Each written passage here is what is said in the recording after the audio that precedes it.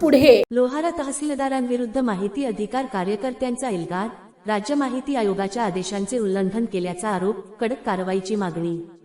राज्य माहिती आयोगाच्या आदेशांचे कथितपणे उल्लंघन केल्याप्रकरणी लोहारा येथील तहसीलदारांविरुद्ध माहिती अधिकार कार्यकर्ता महासंघ परंडा यांनी तीव्र भूमिका घेत संबंधित अधिकाऱ्यावर तात्काळ प्रशासकीय व कायदेशीर कारवाई करण्याची मागणी केली आहे.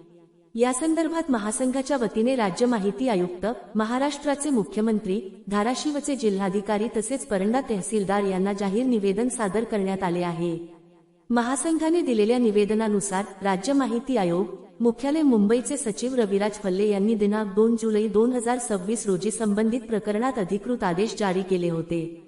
मात्र या आदेशांची अंमलबजावणी करण्याऐवजी लोहारा तहसीलदारांनी त्याकडे दुर्लक्ष करून आपल्या अधिकाराचा गैरवापर केल्याचा आरोप निवेदनात करण्यात आला आहे. तसेच दिनांक 3 जुलै 2026 रोजी प्रकाशित झालेल्या दैनिक लोकमत मधील वृत्तात लोहारा तहसीलदारांची प्रतिक्रिया प्रसिद्ध झाली असून त्या प्रतिक्रियेतून राज्य माहिती आयोगाच्या निर्देशांचे उल्लंघन झाल्याचे स्पष्ट होत असल्याचा दावा माहिती अधिकार कार्यकर्ता महासंघाने केला आहे.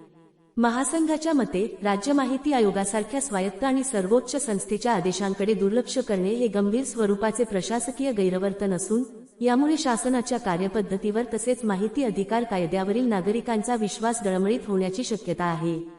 माहिती अधिकार कायद्याची प्रभावी अंमलबजावणी होण्यासाठी अधिकाऱ्यांनी आयोगाच्या आदेशांचे काटेकोर पालन करणे आवश्यक असल्याचेही निवेदनात नमूद करण्यात आले आहे.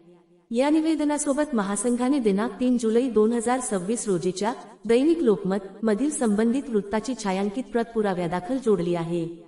संबंधित वृत्तातील बाबींची उच्चस्तरीय चौकशी करून लोहारा तहसीलदारांवर शिस्तभंगाची कारवाई करण्यात यावी, तसेच प्रशासकीय नियमांचे उल्लंघन केल्याबाबत स्वतंत्र चौकशी सुरू करण्यात यावी, अशी मागणी करण्यात आली आहे.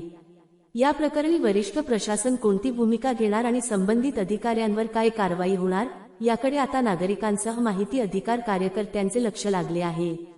यावेळी माहिती अधिकार कार्यकर्ता महासंघाच्या वतीने फारुख शेख, विजय मेहर, अमित आगरकर, कानिफनाथ सरपने, शिवाजी करळे, जमीर शिकलकर आदी उपस्थित होते.